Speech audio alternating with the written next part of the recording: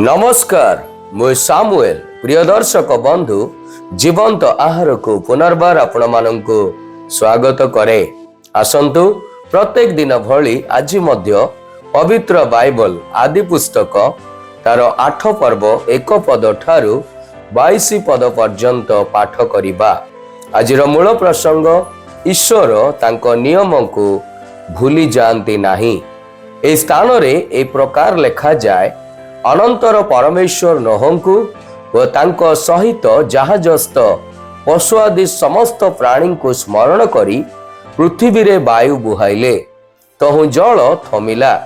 महासमुद्रर जलाकार ओ आकाशस्थ द्वार सकल रुद्ध हैला, पुणी आकाशरु वृष्टि निवृत्त हैला। तहिरे पृथ्वी जल बोही जाई 150 दिनर शेष रे ह्रास हैला।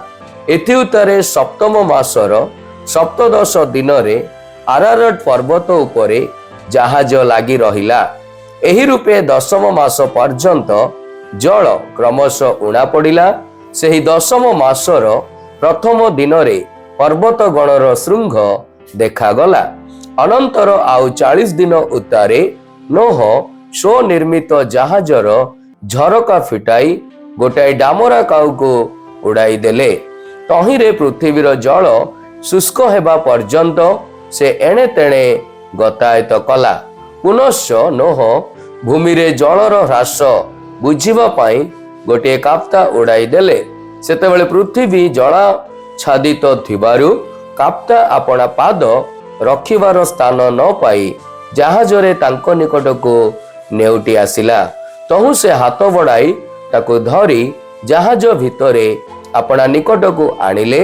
आउ 7 दिन विलंब कला उतारे से सही काप्ता को पुनर्बार जहाजरू उड़ाई देले। तहिरे काप्ता संध्या बेले तांको निकट को फेरी आसिला। आउ देख ताहार चंचुरे जीत वृक्षर नवीन पल्लव थिला। एणु पृथ्वीर जल ह्रास होई अछि एहा नोह बुझिले। 7 दिन विलंब करी से सही काप्ता को पुनर्बार उड़ाई देले, मात्र से आउ थरे तांको निकट को नेउटी आसिला नाही। नोहंको बयसर 601 वर्ष प्रथम मासर प्रथम दिन रे पृथ्वी उपरु जल शुष्क हैला। सेतेबेले नोह जहाजर छात उठाई अनांते भूमि की शुष्क देखिले। एही रूपे द्वितीय मासर 27 दिन रे पृथ्वी शुष्क हैला। अनंतर परमेश्वर नोहंकु कहिले, तुम्बे अपना भार्या ओ पुत्रगण ओ पुत्र बधुगण संगे घेनी जहाजरू बाहर होई जाओ। पुणी अपना संगे थिबा पशु पक्षी ओ भूचर उरगामी आदि सबु जीवजंतु बाहर को घेनी जाओ। सेमाने पृथ्वी को परिपूर्ण करंतु, पुणी पृथ्वी रे प्रजावंत ओ बहुवंश हेउंतु। तहु नोह अपना भार्या पुत्र ओ पुत्र बधु मानंकु संगरे घेनी बाहर को आसिले। पुणी स्व स्व जाति अनुसारे प्रत्येक पशु प्रत्येक उरगामी जंतु और प्रत्येक पक्षी प्रभृति समस्त भूचर प्राणी जहाजरू बाहरी आसिले। अनंतर नोह सदा प्रभुंक उद्देश्य रे यज्ञ वेदी निर्माण कले। पुणी सर्व प्रकार सूची पशु और सूची पक्षीगण मध्यरु केतेक नहीं वेदी उपरे होम बलि उत्सर्ग कले। तैरे सदा प्रभु तैर सुगंध आघ्राण करी मने मने कहिले, आम्बे मनुष्य हेतुरु आ पृथ्वी की अभिशाप देवा नहीं। यद्यपि बाल्यकाल ठारू मनुष्य मनर कल्पना मंद, तथापि आम्भे जेपरी करिअछु सेपरी आउ थरे केबे हे सबु प्राणी को विनष्ट करिबा नहीं। पुणी जे पर्यंत पृथ्वी थिबो से पर्यंत बुणा कटार समय शीत ओ ग्रीष्म, पुणी ग्रीष्म ओ शीत काल आउ दिवस ओ रात्रि ए सबुर निवृत्ति हेबो नाही। पठित शास्त्रांश रे परमेश्वर अमन को आशीर्वाद करंतु। आसंतु मोर प्रिय माने पठित शास्त्रांश को बुझिबा निमंते चेष्टा करू। आदि पुस्तक 8 अध्याय पाठ करिबा समय अनुभव हुए जे जेपरी अध्याय 1 रे ईश्वरଙ୍କ सृष्टि आरंभ करिबा समय ताहांको आत्मा जल उपरे गमनागमन करुथिला। से सबु विषय गुड़ी को ଏଠାରେ ପୁନରାବୃତ୍ତି ହେଉଅଛି। ଏଣୁ ଏହି ସମୟରେ ଈଶ୍ୱରଙ୍କ ବାୟୁ ଜଳପ୍ଲାବନ ଉପରେ ପ୍ରବାହିତ ହେଉଥିଲା। ପୁଣି ନୋହ ଏକ କପୋତଙ୍କୁ ଭୂମି ଉପରେ ଜଳ ବିଷୟରେ ଜାଣିବା ପାଇଁ ଜାହାଜରୁ ଉଡ଼ାଇଥିଲେ। କେତେକ ଥର ପରେ କପୋତ ପୁନର୍ବାର ଯାଇ ଥଣ୍ଟରେ ଏକ ଜିତ ବୃକ୍ଷର ପତ୍ର ସହିତ ଫେରି ଆସିଥିଲା। ଏହିପରି ନୋହ ଭୂମିକୁ ଶୁଷ୍କତା ଜାଣିପାରି ସମସ୍ତ ପଶୁମାନଙ୍କୁ ଜାହାଜରୁ ବାହାର କରି ଦେଇଥିଲେ।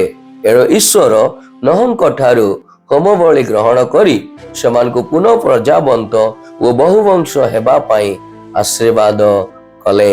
ଜଳପ୍ଲାବନ କେବଳ ଏକ ବିଚାର ନଥିଲା, ବରଂ ଏହା ଏକ ପ୍ରକାର ଅନୁଗ୍ରହ ଥିଲା, ଯାହା ଏହି ଜଗତକୁ ପାପଶୂନ୍ୟ କରିବା ପାଇଁ ନୂତନୀକରଣ ଓ ପୁନର୍ସ୍ଥାପନର କାର୍ଯ୍ୟ ଥିଲା।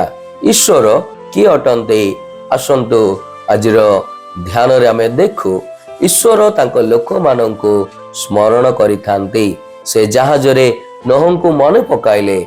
ଏହାର ଅର୍ଥ ସେ କେବଳ ଭୁଲି ଯାଆନ୍ତି ନାହିଁ, ବରଂ ତାଙ୍କ ନିୟମକୁ ପୂରଣ କରିଥାନ୍ତି। ସେହି ବର୍ଷ ଗୁଡ଼ିକରେ ଜାହାଜ ନିର୍ମାଣ କରିବା ସହଜ ନଥିଲା।